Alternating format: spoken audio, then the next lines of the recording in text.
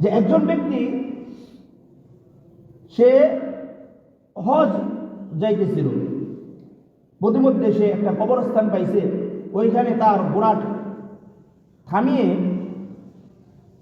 ঘোড়াটাকে থামিয়ে সে ওইখানে একটু গাছপালা ছিল অবস্থান করতেছে, একটু বিশ্রাম নিতেছে। এই বিশ্রাম নিতে যায় তার ঘুম চলে আসছে। কি চলে আসছে? ঘুমের মধ্যে স্বপ্নে দেখে আশেপাশে যে কবরস্থানগুলো আছে, খেয়াল করবেন, আশেপাশে যত কবরস্থানগুলো আছে এই কবরস্থানের সমস্ত কবরবাসীরা একটা সময়, বিকালে হোক কিংবা সকাল হোক, একটা সময় এই সমস্ত কবরবাসীরা, সে ঘুমে কিন্তু স্বপ্নে দেখতেছে এই কবরবাসীরা উঠছে, ওইটা আশেপাশের মহল্লার মধ্যে কি জানি কুড়াইতেছে। কি করতেছে? কি গাড়ি কুড়াইতেছে, টুকাইতেছে। একজন লোক পাশে দূরে বসে আছে, বসে বসে হাসতেছে, এইগুলো দেখতেছে। তাহলে কবরস্থানের সমস্ত কবরবাসীরা কি কুড়ায়, আরেকজন এই কবরবাসী একজন বসে বসে এগুলা দেখতেছে। তো ওই লোকটা যিনি ঘুমের মধ্যে স্বপ্নে দেখতেছে, তিনি চিন্তা করলেন সবাই কি জানি কুড়াইতেছে, বুঝলাম না। আবার এই লোকটা বসে বসে হাসতেছে, কারণ কি? বসে বসে হাসতেছে, কারণ কি? তো ওই সময় এই লোকটা যাইয়া জিজ্ঞেস করতেছে, তারা যে আছে তারা কি টুকায়, কি কুড়াইতেছে, কি কুড়ায়? তো ওই লোকটা যে বসে বসে হাসতেছিল সে বলতেছে তারা নেক আমল কুড়াইতেছে। আজকে সারাদিন তাদের যে আত্মীয় স্বজন যে যেখানে আছে তারা যত নেক আমল করছে এবং তার জন্য এখানে কবরে পাঠাইছে, বকশিস করেছে, এইগুলা তারা কুড়াইতেছে, টুকাই নিতেছে। তো স্বাভাবিক এই যে লোকটা স্বপ্ন দেখতেছে তার ভিতরে প্রশ্ন, সবাই কুড়াইতেছে, আপনিও তো কবরবাসী, কি তাহলে আপনার কি কুড়ানোর প্রয়োজন নাই? আপনি বসে বসে হাসতেছেন। কথা খেয়াল করবেন। ওই লোকটা বলতেছে যে না, আমার কুড়ানোর প্রয়োজন নাই। কেন? বলে আমার একটা ছেলে আছে, আমার একজন ছেলে রেখে আসছি যাকে আমি হাফেজ কুরআন বানাইছি। কি বানাইছি? খেয়াল করবেন, কথা যদি খেয়াল না করেন তাহলে কিন্তু সামনে বুঝবেন না। কি বলতেছে? আমার কুরআনের প্রয়োজন নাই, আমার একটা ছেলে হাফেজ কুরআন বানাই আসছি, সে প্রতিদিন আমার জন্য একটা কোরআন খতম করে।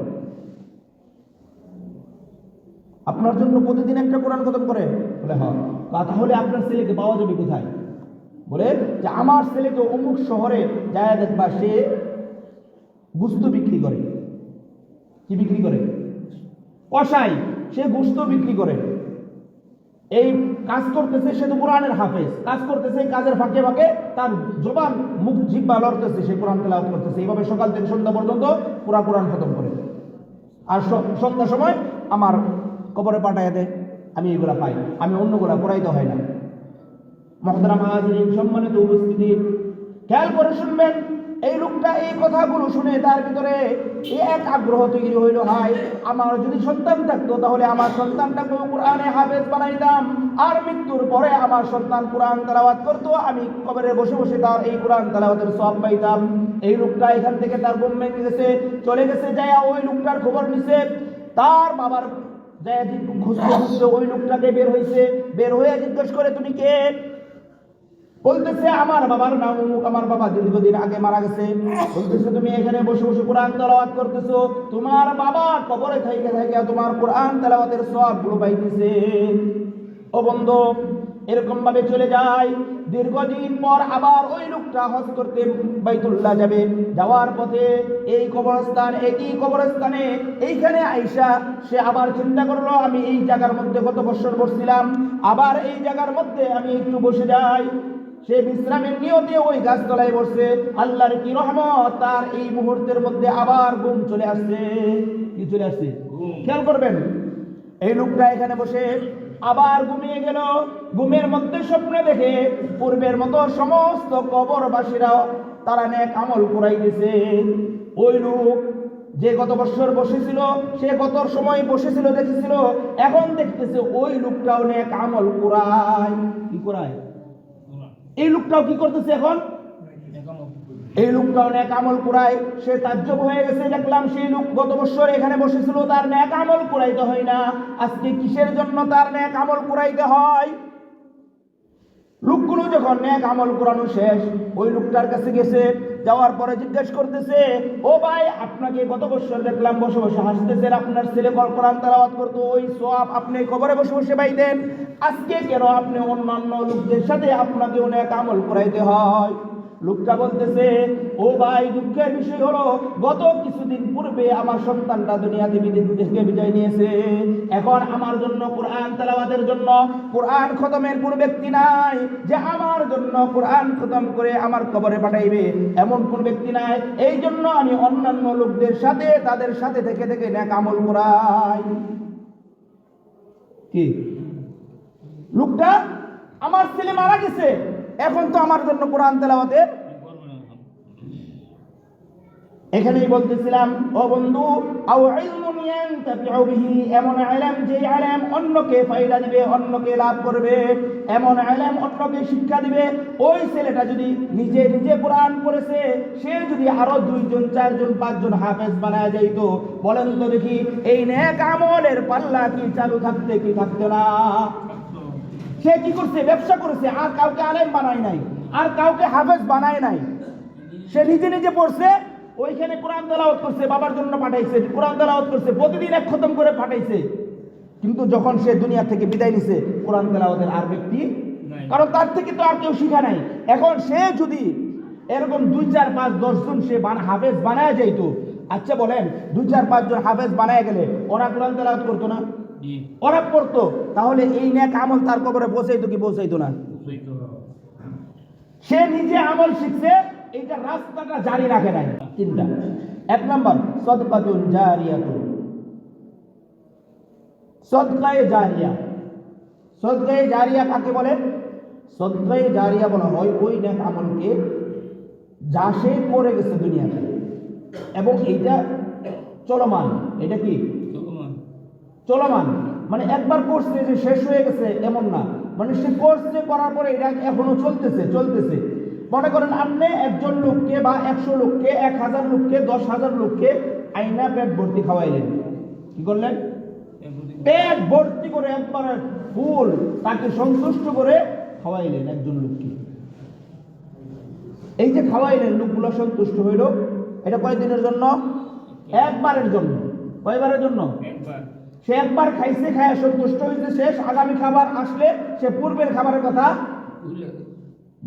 স্বভাবে। এটা যদি জিজ্ঞাসা যে কালকে সকালে কি খাইছে, অনেকে বলতে পারবেন না। কি এই তো, তাহলে সে পূর্বের কথা শেষ। এই যে লোকগুলারা খাওয়াইছে, একবারের খাবার শেষ হয়ে গেছে। কিন্তু এই লোকটা 1000 লোক যে খাওয়াইছে, এই 1000 লোক খাওয়াইতে তার 50,000 টাকা খরচ হয়েছে। কথার কথা কত?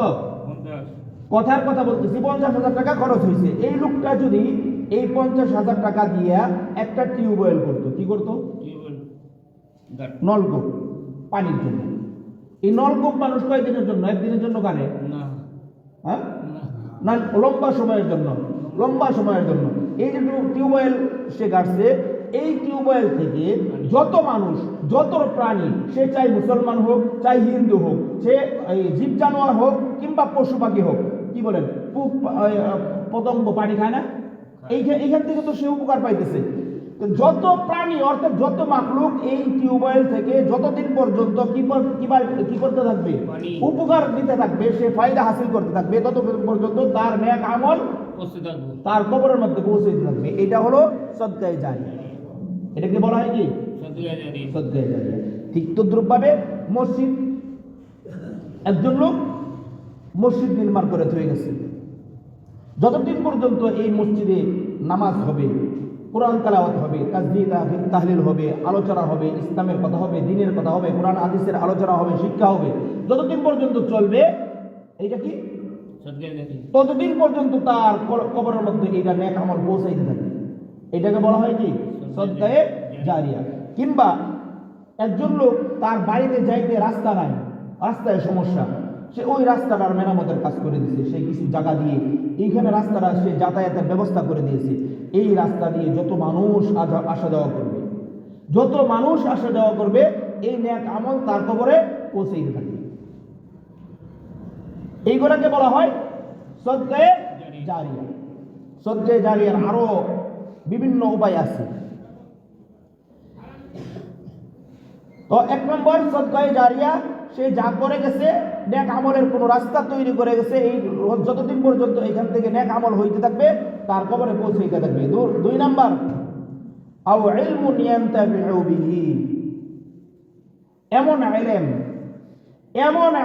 এমন শিক্ষা, যেই শিক্ষায় নিজে উপকৃত হয় এবং জাতিকে উপকৃত করে। কি বলেন? কোরআন শিখছে, নিজে কোরআন শিখছে, শিখানোর পরে সে অন্যকে শিখাইতেছে। এরকম ভাবে সে নিজে আমল করে, এই নেক আমলের মাধ্যমে অন্যও এই নেক আমলের মাধ্যমে নেক আমল করে। তাহলে এই যে ইলম, এই ইলমের সওয়াব সে যতদিন পর্যন্ত ইলম জারি থাকবে ততদিন পর্যন্ত এই সওয়াব তার কবরে পৌঁছাইতে থাকবে। কিন্তু যদি এমন হয় সে নেক আমল করেছে, কি করেছে, সে হাফেজ হয়েছে, আলেম হয়েছে, হওয়ার পরে সে এই হাফেজটা হওয়ার পরে সে এটা কি করে নাই, প্রচার করে নাই, অন্যকে হাফেজ বানায় নাই, শিক্ষা দেয় নাই, নিজে আমল করছে। কি করছে? নিজে আমল করছে। তাহলে এটা শুধু তার নিজেরই ফায়দা হবে, এটা মৃত্যুর পরে এটার ফায়দা সে পাবে না, এটার ফায়দা সে কি পাবে না। তো মুরব্বী বলতে যে একটা ঘটনা টালছে এখানে, যে একজন ব্যক্তি সে হজ যাইতেছিল, প্রতিমধ্যে সে একটা কবরস্থান পাইছে, ওইখানে তার ঘোড়াটাকে থামিয়ে সে ওইখানে একটু গাছপালা ছিল, অবস্থান করতেছে, একটু বিশ্রাম নিতেছে।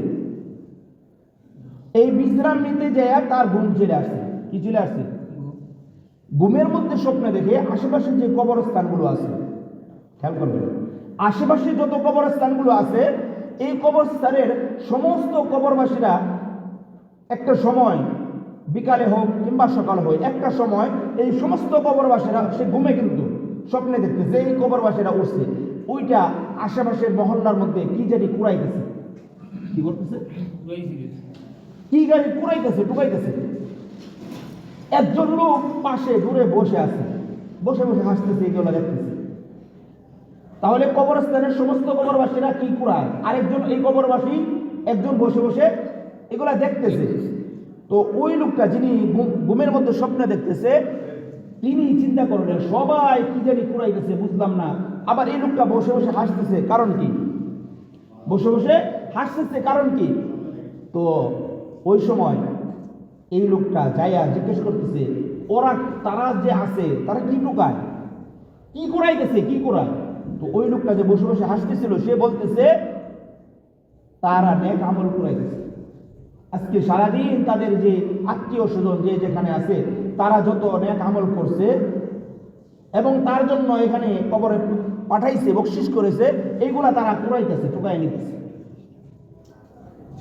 তো স্বাভাবিক এই যে লোকটা স্বপ্ন দেখতেছে তার ভিতরে প্রশ্ন, সবাই কুড়াইতেছে, আপনিও তো কবরবাসী, কি তাহলে আপনার কি কুড়ানোর প্রয়োজন নাই, আপনি বসে বসে হাসতেছেন? কথা খেয়াল করবেন। ওই লোকটা বলতেছে যে না, আমার কুড়ানোর প্রয়োজন নাই। কেন? বলে আমার একটা ছেলে আছে, আমার একজন ছেলে রেখে আসছি, যাকে আমি হাফেজ কুরআন বানাইছি। কি বানাইছি? খেয়াল করবেন, কথা যদি খেয়াল না করেন তাহলে কিন্তু সামনে বুঝবেন না। কি বলতেছে? আমার কুরআনের প্রয়োজন নাই, আমার একটা ছেলে হাফেজ কুরআন বানাই আসছি, সে প্রতিদিন আমার জন্য একটা কোরআন খতম করে। আপনার জন্য প্রতিদিন একটা কোরআন খতম করে? বলে হ্যাঁ। তাহলে আপনার ছেলেকে পাওয়া যাবে কোথায়? বলে যে আমার ছেলেকে অমুক শহরে যায় দেখবা, সে গোশত বিক্রি করে। কি বিক্রি করে? কসাই, সে গোশত বিক্রি করে। এই কাজ করতেছে, সে তো কোরআনের হাফেজ, কাজ করতেছে, কাজের ফাঁকে ফাঁকে তার জবান, মুখ, জিহ্বা লড়তেছে, সে কোরআন তেলাওয়াত করতেছে। এইভাবে সকাল থেকে সন্ধ্যা পর্যন্ত পুরা কোরআন খতম করে।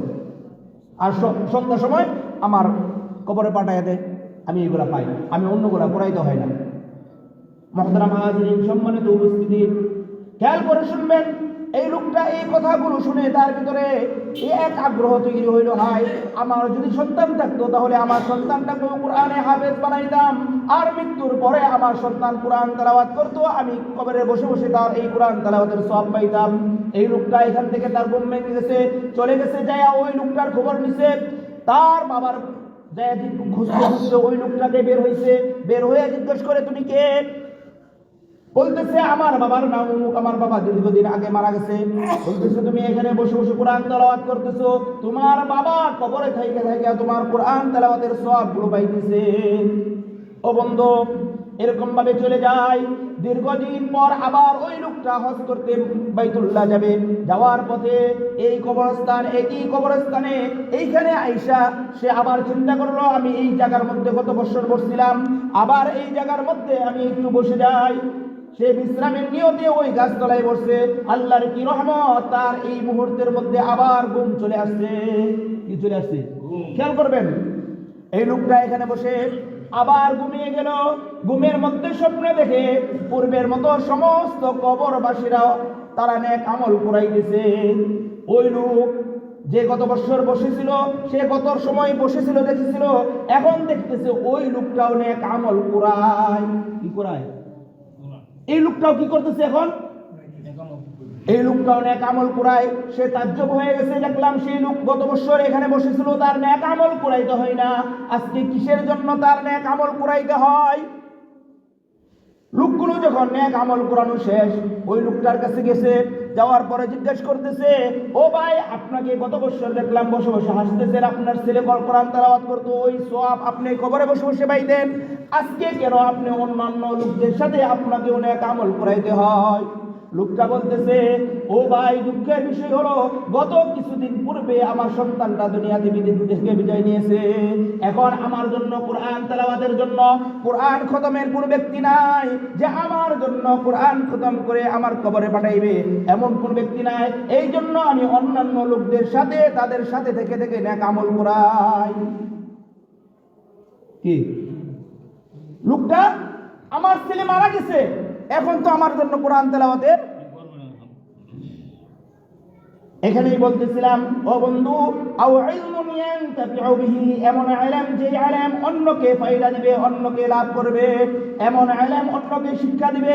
ওই ছেলেটা যদি নিজে নিজে কোরআন পড়েছে, সে যদি আরো 2 জন 4 জন 5 জন হাফেজ বানায় যাইতো, বলেন তো দেখি এই নেক আমলের পাল্লা কি চালু থাকতে কি থাকতো না? সে কি করছে? ব্যবসা করেছে, আর কাউকে আলেম বানায় নাই, আর কাউকে হাফেজ বানায় নাই, সে নিজে নিজে পড়ছে, ওইখানে কোরআন তেলাওয়াত করছে, বাবার জন্য পাঠাইছে, কোরআন তেলাওয়াত করছে, প্রতিদিন এক খতম করে পাঠাইছে।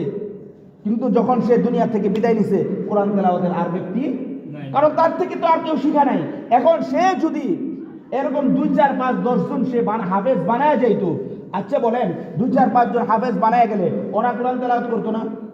ওরা পড়তো, তাহলে এই নেক আমল তার কবরে পৌঁছাইতো কি পৌঁছাইতো না? সে নিজে আমল শিখছে, এইটা রাস্তাটা জারি রাখে নাই। যদি জারি রাখতো তাহলে তার জন্য আজকে এই অবস্থা হয় না, তাকেও এইভাবে নেক আমল করাইতে হইতো না, সে পাই যাইত। ঠিক তদ্রুপভাবে আমরাও যদি এভাবে চিন্তা করি, আমি নিজে আলেম শিখতে পারলাম না, কিন্তু আমার কবরের মধ্যে যদি কোরআন খতমের সওয়াব পাইতে চাই, আমি আমার নিজে পারলাম না, আমার সন্তানকেও পারলাম না, যদি আমার মাধ্যমে আমার অর্থায়ন কিংবা আমি খাওয়িয়ে, আমি তাকে খরচ দিয়ে যদি আমি 1 জন 2 জন হাফেজ বানাই, শুধুমাত্র 1 জন আমার হায়াতের জিন্দেগিতে, আচ্ছা ভাই বলেন তো দেখি, আমাকে যদি আল্লাহ তাআলা আরো একটা সন্তান দিত, আমি ওই সন্তানকে পালতাম কি পালতাম না? অবশ্যই পালতাম, তাকে তার লেখাপড়ার সমস্ত খরচ দিতাম। এখন যদি আমি এইটাই চিন্তা করি, আমার এইটা আখিরাতের জন্য তৈরি করে যায়, একটা সন্তান যদি আপনি নিজের অর্থায়ন নিজের খরচে আপনি এরকম ভাবে হাফেজ বানায় যাইতে পারেন, বন্ধু ওই ছেলেটা নিজে হাফেজ হবে এবং 10 জনকে হাফেজ বানাইবে। যতদিন পর্যন্ত এই হাফেজের সিলসিলা জারি থাকবে, ততদিন পর্যন্ত আপনার কবরের মধ্যে কি নেক আমল পৌঁছাইতে থাকবে। আল্লাহ রাব্বুল আলামিন আমাদের সকলকে সহিহ বুঝ দান করুন। মুহতারাম হাজিরিন, সম্মানিত উপস্থিতি, বলতেছিলাম যে 2 নম্বর নেক আমলের রাস্তা চালু আছে কি?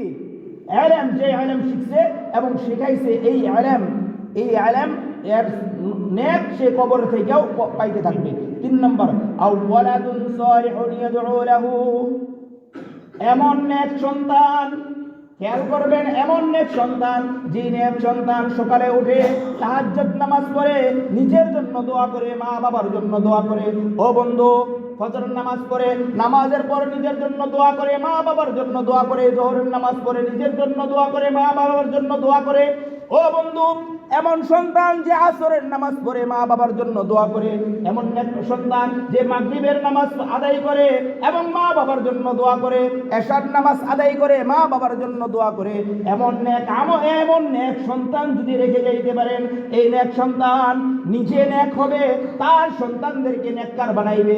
এরকম ভাবে যদি নেককারের পাল্লা আপনি বাড়িয়ে যাইতে থাকেন, আপনি নেককারের দল যদি বাড়িয়ে যাইতে পারেন, তাহলে বলতে পারবেন, ও আল্লাহ, আমি দুনিয়াতে নেক সন্তান রেখে আসছি, ওই নেক সন্তান যতদিন পর্যন্ত আপনার জন্য দোয়া করতে থাকবে, আপনার জন্য দোয়া করতে থাকবে, ততদিন পর্যন্ত কবরে আপনার নেক পৌঁছাইতে থাকবে, যতদিন পর্যন্ত এই নেক সন্তান। এখন আমাদের সন্তান আমরা কি বানাইতেছি? আমাদের সন্তান কি নেক সন্তান হচ্ছে কি হয় নাই? এইদিকে খেয়াল করবেন। নেক হচ্ছে কি হয় না, এইদিকে খেয়াল করবেন। কি বানায় রেখে যাইতেছেন? আপনি রাত দিন কষ্ট করতেছেন, নিজের আরামকে হারাম করে সন্তানের জন্য বাড়ি ঘর করে গেলেন, সন্তানের লেখাপড়া শিক্ষা দীক্ষা দিয়ে গেলেন। এই সন্তান ভবিষ্যতে আপনার জন্য 5 ওয়াক্ত নামাজ পড়ে দোয়া করবে, নাকি বিভিন্ন আসরে গিয়ে মদ গাঁজা গান বাদ্যের আসরে গিয়ে আপনার জন্য কবরের মধ্যে গুনাহ পৌঁছাইবে? এই দিকে চিন্তা করা উচিত। আমরা কোন দিকে যাইতেছি? আমরা আমার নিজেরা কোন দিকে যাচ্ছি, সন্তানদেরকে কোন দিকে নিয়ে যাইতেছি? আজকে আপনি যেমন ভাবে আপনার বাবার কবরের পাশে যান না, আপনি মনে করেন আপনি মৃত্যু হয়ে যাওয়ার পরে আপনার সন্তান আপনার কবরের পাশে যাবে, কি বলেন? খুব আশা করতে পারি, কিন্তু নিজে করতে পারি না। দেখেন, আমার বাবা আমার থেকে, মনে করেন 2003-এ আমার বাবা দুনিয়া থেকে চলে গেছে। 2003-এ যদি চলে যায় থাকে, তাহলে আজকে পর্যন্ত প্রায় 22 বছর। আমার দাদা আরো আগে চলে গেছে, আমি দেখিও নাই। তার বাবা আরো আগে চলে গেছে, তার বাবা আরো আগে চলে গেছে। এরকম ভাবে যদি যাইতে থাকে, তাহলে কত দূর? কি বলেন? অনেক দূর না? অনেক দূর।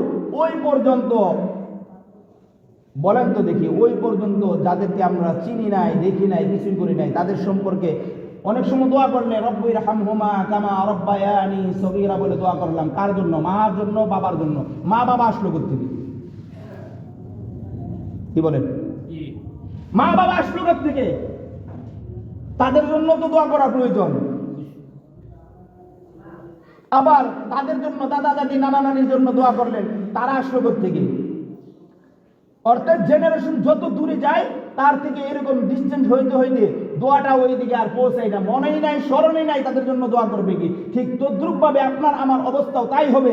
আজকে আমি আছি, আমার জন্য আমি মৃত্যুবরণ করলে আমার সন্তানাদি হয়তো বা রব্বিরহামহুমা কামা রাব্বায়ানি সগীরা বলে দোয়া করবে, কিন্তু আমার যখন মৃত্যু হয়ে যাবে, আমার মৃত্যু হয়ে যাওয়ার পরে আমার সন্তান আসবে, আমার সন্তানের ঘর থেকে যখন নাতিনৎকার আসবে, তারাও হয়তো বা রব্বিরহামহুমা কামা রাব্বায়ানি সগীরা বলবে আমার দাদা দাদি নানা নানিকে মাফ করে দাও। কিন্তু তাদের পরে যারা আসবে, পরদাদা পরদাদি পরনানা পরনানি, এদের জন্য কখনো দোয়া করা হয়? হয়তো বা হইতেও পারে, যদি ওইরকম নেক আমল হয়ে থাকে, নেক সন্তান হয়ে থাকে, হইতেও পারে। কিন্তু তারপরেও যদি আবার আরো উপরে চলে যায়, তাহলে আর স্মরণই থাকে না। আর কি থাকে না? স্মরণই থাকে না। এই জন্য আমাদের নেক আমল, এবং নেক আমল করার উচিত, যে নেক আমল এইটা জারি থাকবে, চলতে থাকবে। নেক সন্তান বানায় গেলাম, এই নেক সন্তান সে তাকে ওসিয়ত করে যাব, বাবা আমি যেমনি ভাবে 5 ওয়াক্ত নামাজ আদায় করতেছি, তোমাকে ওসিয়ত করে গেলাম 1 ওয়াক্ত নামাজও ছাড়বে না। আমি তোমাকে বলতেছি, তোমার সন্তানকেও এই ওসিয়ত করে যাবে, সে যেন 1 ওয়াক্ত নামাজও না ছাড়ে এবং আমাদের জন্য যাতে দোয়া করে। এ হলো তিনটা রাস্তা মৃত ব্যক্তির কবরের মধ্যে নেক পৌঁছানো। তো জলন্ধরি সাহেব দামাত বারাকাতুহুল আলিয়া তিনি বলতেছিলেন আমরা কবর জিয়ারত করতে যাব। কবর জিয়ারত করতে কিভাবে যাব এই কথাটাও তিনি উল্লেখ করে দিয়ে বলতেছে, যখন আমরা কবর জিয়ারত করতে যাব ওইখানে যায়া সর্বপ্রথম কবরের পাশে গিয়ে সালাম দিব। কি দিব? সালাম। আসসালামু আলাইকুম ইয়া আহলাল কুবুর। ও কবরবাসীরা, তোমাদের উপর আল্লাহ রাব্বুল আলামিনের শান্তি, তোমাদের উপর আল্লাহ রাব্বুল আলামিনের শান্তি বর্ষিত হোক। আনতুম লাহা সাবিকুন, তোমরা আমাদের পূর্বে দুনিয়া থেকে বিদায় নিয়েছো। ওয়া ইন্না লাহু লাহিকুন, তোমরা জেনে রাখো তোমরা আমাদের পূর্বে চলে গেছো, আমরাও তোমাদের পিছনে পিছনে আসতেছি। কি করতেছি? আমরা আসতেছি। তোমরা আমাদের পূর্বে চলে গেছো, আমরাও তোমাদের পিছনে আসতেছি। কি বলেন? আমরা কি রানিং না? তাদের ওই পর্যন্ত পৌঁছাইতে আমরা প্রতিনিয়ত প্রতি মুহূর্তে সেকেন্ডে মৃত্যুর দিকে দৌড়াইতেছি। কি বলেন? দৌড়াচ্ছি কি দৌড়ায় নাই? আল্লাহু আকবার। এই তো কিছুক্ষণ আগেও মৃত্যুর বয়ে দৌড়, বেশিক্ষণ তো হয় নাই, 10:30টার দিকে মনে হয়। 10:30। কে কোথায় আছো? ঘর থেকে বের হও, বের হ, বের হ, বের হ। না জানি কি হয়ে যায়। আবার আরেকদিন দিয়ে শুক্রবার, এটা তো সবাই জানে শুক্রবার কিয়ামত হবে। না জানি কি শুরু হয়ে গেছে। আদম অনেক জায়গায় ক্ষতি হয়েছে, অনেক লোক ওই মারাও গেছে, আহত হয়েছে বিভিন্ন জায়গায়। তাহলে এ হলো মৃত্যুর ভয়। তা আমরা প্রতিনিয়ত দেখেন, এটা সামান্য মাত্র একটা লারা দিচ্ছে আল্লাহ তাআলা। আল্লাহ তাআলার যে জাকনি, এই জাকনের মধ্যে এটা কিছুই না। এই পৃথিবীটা, আমরা যে পৃথিবীতে আছি, বিজ্ঞান বলে এই পৃথিবীটা প্রতি সেকেন্ডে 1700 কিলোমিটার বেগে চলতেছে। কয়শো কিলোমিটার? খেয়াল করবেন, প্রতি সেকেন্ডে 1700 কিলোমিটার বেগে ঘুরতেছে পৃথিবী। ঘন্টায় না সেকেন্ডে? তাহলে ঘন্টায় কতটুকু হবে? এই পৃথিবী, এই যে ঘূর্ণয়মান আছে পৃথিবী, এই ঘূর্ণয়মান পৃথিবীটা যদি 1 সেকেন্ডের জন্য থেমে যায়, কি করে? কথা বলবেন? কি বললাম? 1 সেকেন্ড, 1 সেকেন্ড, বেশি না, বেশি না, এত দূর যাইতে হবে না, ঘন্টা যাইতে হবে না। কতক্ষণ বললাম? এই যে ঘুরতেছে প্রতি সেকেন্ডে 1700 কিলোমিটার বেগে যে পৃথিবীটা ঘুরতেছে, এইটা যদি 1 সেকেন্ডের জন্য থেমে যায়, পৃথিবীর এক প্রান্তের মানুষ আরেক প্রান্তে চলে যাবে। কি বললাম? 1 সেকেন্ডের জন্য থেমে গেলে পৃথিবীর এক প্রান্তের মানুষ আরেক প্রান্তে চলে যাবে, এক জায়গার বিল্ডিং আরেক জায়গায় চলে যাবে 1 সেকেন্ডের জন্য যদি থামে। আচ্ছা বলেন তো দেখি, আপনি পৃথিবীর এক প্রান্ত থেকে আরেক প্রান্তে গেলে অবস্থা কি? পাওয়া যাবে কিছু? কিয়ামতের জন্য আল্লাহ তাআলার বেশি কিছু করে লাগে না। এই যে পৃথিবীটা যে ঘুরতেছে ঘূর্ণায়মান প্রতি মুহূর্তে, শুধু 1 সেকেন্ডের জন্য থামিয়ে দিলে হয়ে যায়। আল্লাহ। তাহলে আমরা প্রতিনিয়ত কোন দিকে যাচ্ছি? মৃত্যুর দিকে যাইতেছি। যাচ্ছি কি যাচ্ছি না? হ্যাঁ, জন্ম থেকে প্রতি মুহূর্তে আমরা কবরের দিকে যাত্রা করতেছি, যাইতেছি। এই কথাই আল্লাহর হাবিব সাল্লাল্লাহু আলাইহি ওয়াসাল্লাম বলেন, ওয়া আনতুম লাহা লাহিকুন, আমরাও, তোমরা যাও, তোমরা চলে গেছো, আমরাও তোমাদের পিছনে পিছনে আসতেছি। এইটা বলে তাদেরকে সালাম দেওয়া, অতঃপর তাদের জন্য দোয়া করা। আপনি যেই ভাষায় পারেন, যেইভাবেই পারেন তাদের জন্য দোয়া করবে। আপনি দুরূদ শরীফ পড়েন, দুরূদ শরীফ পারেন, দুরূদ শরীফ পড়বেন। আপনি কালিমা পারেন, কালিমা পড়বেন। আপনি কিছুই পারেন না, লা ইলাহা ইল্লাল্লাহ, লা ইলাহা ইল্লাল্লাহ, এটা তো পারেন। এইটা বলে বলে তার কবরের পাশে বলে বলে তাকে বকশিশ করে দিবেন, সে কবরের পাশে থেকে পাওয়া যাবে। এর জন্য আপনার আলাদাভাবে ওযু করার প্রয়োজন নাই, আলাদাভাবে গোসল করার প্রয়োজন নাই কবরবাসীকে ইসালে সওয়াব করার জন্য। নামাজের একটা সময় আছে, নামাজের জন্য পবিত্রতার ব্যাপার স্যাপার আছে। আছে কি আছে না? নামাজ পড়তে চাইলে পবিত্রতা হইতে হয় এবং এটা সময়ও লাগে, কিন্তু ওইখানের ব্যাপারে পবিত্রতার ব্যাপার না। আপনি যে যখন মন চায়, যে ভাষায় মন চায়, যেইভাবে মন চায়, আপনি তাদের কবরের মধ্যে নেক আমল পৌঁছাইতে থাকবেন। তো হযরত বলতেছিলেন প্রথমে জায়গা যখন সালাম দিছি, সালাম দেওয়ার পরে আমরা মাথার কাছে দাঁড়াইবো নাকি পায়ের কাছে, ডানে না বামে? বলতেছে আপনার দাঁড়ানোর ক্ষেত্রে আপনার যেখানে সুবিধা হয়, মাথার কাছে হোক পায়ের কাছে হোক, ডানে হোক কিংবা বায়ে হোক, যেখানে আপনার দাঁড়ানোর জন্য সুবিধা হবে ওইখানেই দাঁড়িয়ে যাবেন। দাঁড়িয়ে গিয়ে আপনি যা পারেন তা পড়বেন, যা পারেন তা পড়বেন। এখন আমরা তো যা পারি তা পড়ি না, আমরা যা পারি তা পড়াই। বুঝেন না? এই কথা উনি বলছে। আমরা কি করি? যা পারি তা পড়াই, অর্থাৎ লোক ভাড়া করে আনি। লোক ভাড়া করে আনি। তিনি খুব সুন্দর করে এই কথাগুলো বলছে। লোক ভাড়া করে যে লোকদেরকে আনছি, ওই লোকগুলো কি আমাকে খুশি করার জন্য পড়বে নাকি কবরবাসীকে খুশি করার জন্য পড়বে? স্পষ্টভাবে এই কথাটা উনি উল্লেখ করছেন। কথা বলবেন? কি বললাম? যাদেরকে আমি ভাড়া করে আনছি, যাদেরকে ভাড়া করে আনছি, ওরা কাকে খুশি করার জন্য পড়বে? আমাকে খুশি করার জন্য। কারণ আমি আনছি, আমি যদি দেখি তারা পড়তেছে ও সুন্দর, যাওয়ার সময় তাদেরকে বকশিসটা ভালো দিব। এখন উচিত ছিল কি আমাকে খুশি করা নাকি কবরবাসীকে খুশি করা? করতেছে কাকে? এটাই বাস্তব ভাই, এটাই বাস্তব। আপনি যত কথাই বলেন, আপনার আমার জন্য, আমার বাবার জন্য, বাবার ব্যাপারে যেরকম হৃদয় কাঁদে, অন্য কারোর ব্যাপারে এরকম কাঁদবে? স্বাভাবিক এটাই। আপনি যখন আপনার বাবার কবরের পাশে যাইয়া দোয়া করবেন, আপনার ভিতরে থেকে কলিজা সিরা যে দোয়াটা বের হবে, অন্য কারো কাছ থেকে এই দোয়া আশা করতে পারেন না। তো তিনি বলতেছিলেন, যখন আমার যেখানে আমি যেখানে পারি ওইখানে গিয়ে সুন্দরভাবে দাঁড়াইব, দাঁড়িয়ে আমি যা পারি, কথাটা 3 বার উল্লেখ করছে, যা পারি তারপরে বলবো আল্লাহ এর সওয়াব আমার বাবার কবরে পৌঁছে দেবে। তো আল্লাহ তাআলা এই কবরের মধ্যে পৌঁছে দিবে, কবরবাসী ওইখানে থেকে আমার সওয়াবগুলো পাইতে থাকবে। মুহতারাম হাজিরিন, এই আলোচনাগুলো বলেন আমাদের প্রত্যেকের জন্য প্রয়োজন কি প্রয়োজন না? প্রথম কথা ছিল একজন মুতারজিম থাকবে, যিনি বাংলায় এগুলা তর্জমা করে দিবে, কিন্তু সময়ের অভাব, যে উনি আবার চলে যাবে রাত 1টায়, পাকিস্তান চলে যাবে ফ্লাইট, এই জন্য আর এগুলা বাংলায় করতে পারেন নাই। আমি চিন্তা করলাম তাহলে দেখি ওনার এই কথাগুলো যে মূল পয়েন্টগুলো আছে ওগুলাই দেখি একটু বাংলা করা যায়। চেষ্টা করলাম। দেখুন, গুরুত্বপূর্ণ আরো অনেক কথা উনি বলছে, যে কথাগুলো এই অল্প সময়ে বলা সম্ভব না। তো যা শুনলাম এগুলাই আমাদের জন্য উপকারী কি উপকারী না বলেন? প্রত্যেকের জন্য উপকার। বন্ধু, এই জন্য বলি, আমরা প্রতিনিয়ত কবরের দিকে যাইতেছি, প্রতিনিয়ত আমরা মৃত্যুর দিকে ধাবিত হইতেছি। মৃত্যুর পূর্বে আমার পরের যাতে আমার নেক আমলটা জারি থাকে, কবরে আমি কবরে চলে যাই, তারপরেও যাতে আমার কবরের মধ্যে প্রতিনিয়ত নেক আমল যাইতে থাকে, এমন একটা ব্যবস্থা করে দেওয়া আমাদের প্রত্যেকের জন্য প্রয়োজন। আল্লাহ রাব্বুল আলামিন আমাদের সকলকে সদকায়ে জারিয়া হিসাবে কোনো নেক আমল দুনিয়াতে রাখার তৌফিক দান করুক। আমিন।